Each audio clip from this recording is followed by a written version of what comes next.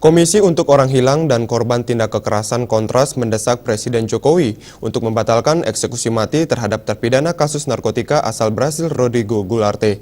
Pasalnya menurut pemeriksaan tim dokter yang merawatnya, Rodrigo dinyatakan mengidap penyakit kejiwaan.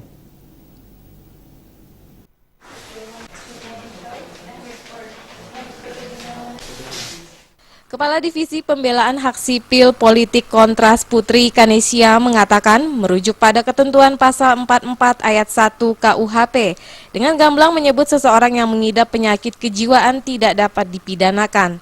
Dia menuturkan berdasarkan penyakit yang diderita terpidana mati kasus narkoba asal Brazil Rodrigo Gularte, maka yang bersangkutan tidak dapat dipidana karena tidak cakap secara hukum.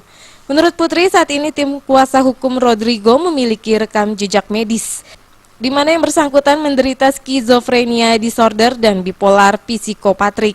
Hasil pemeriksaan kejiwaan Rodrigo sendiri dikeluarkan oleh Psychological Consultant and Center of Behavior Studies dan pemeriksaan psikiater oleh tim media di negaranya. Oleh karena itu, Presiden Jokowi diharapkan dapat membatalkan eksekusi mati atau setidaknya menunda hingga seluruh proses upaya hukum yang berkaitan dengan Rodrigo telah selesai.